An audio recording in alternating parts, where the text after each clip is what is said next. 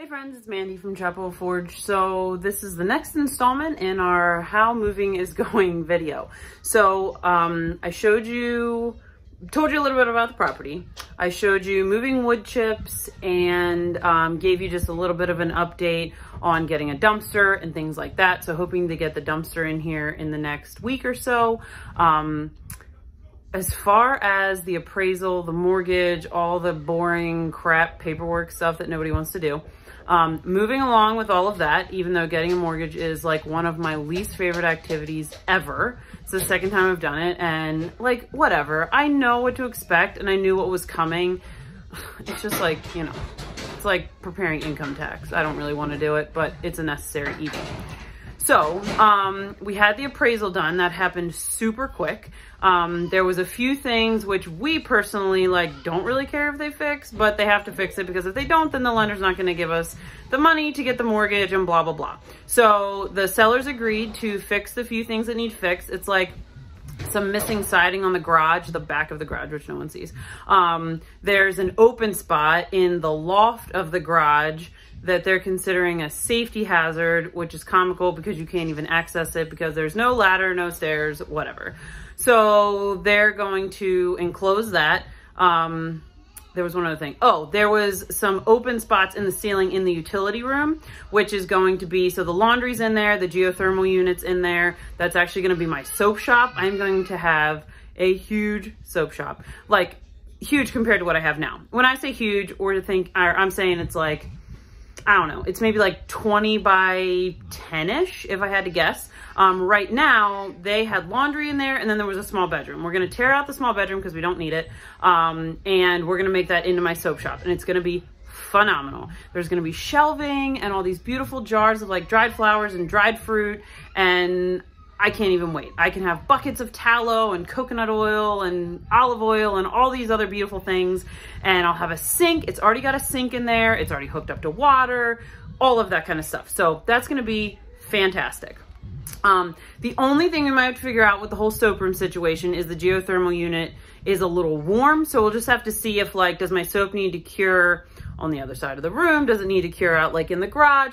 But my fridge is going to be in there too. So I'll have space for the deep freezer or two to store goat milk. I'll have space for the extra fridge. So I can have a fridge just dedicated to soap. Because when I make my soap, I put it in the fridge overnight for 24 hours and then I pull it out and that's when it gets cut or pulled out of molds or whatever. And then it goes into its 3-week cure time. So I'll have all the space that I need to make soap, at least for now, as this little soap empire continues to grow. So that's where we're at with the appraisal. I was not really sure what to expect when we got the appraisal. It came in over, which is good. So it needed to be at or above what we are, the asking price, which is great. So that's all fine and dandy. No issues with the spring-fed situation. That's all wonderful. Thank goodness, because I was not really sure how that was all going to go down. When you're buying a property that's maybe slightly unconventional, sometimes, whatever, things come up that you don't realize are going to potentially be a problem. So far, I can't complain. Everything is moving along. The sellers have agreed to fix the problems as quickly as possible. So we're waiting on that. We're waiting on my insurance guy to get us our quote back so we can get the homeowner's insurance secured there. As I think I mentioned in the first video.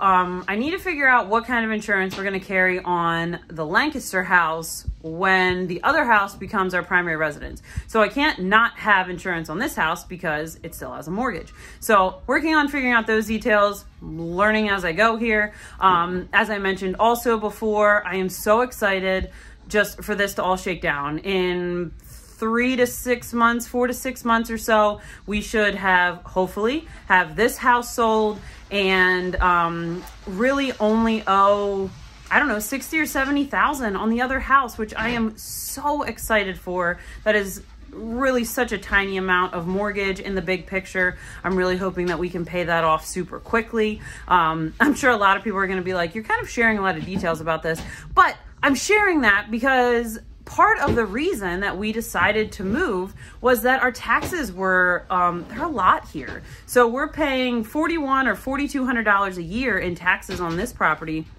And at the other house, we're getting 10 more acres and 3 more bedrooms and whatever, for only like $2,700 a year in taxes. So that's kind of significant. I'll be interested to see how our insurance quote comes back and how that all plays out, as far as like having the farm policy and all that kind of thing. So that's the update on like the mortgage, the appraisal, all the like boring paperwork crap. So as far as what we're doing here, we are hurriedly getting these soap orders packed up. So I have lots of soap orders. We probably packed 30 soap orders today, which is super exciting. I'm probably going to need to make, sorry, Bud's sweeping. So I'm like working around him sweeping.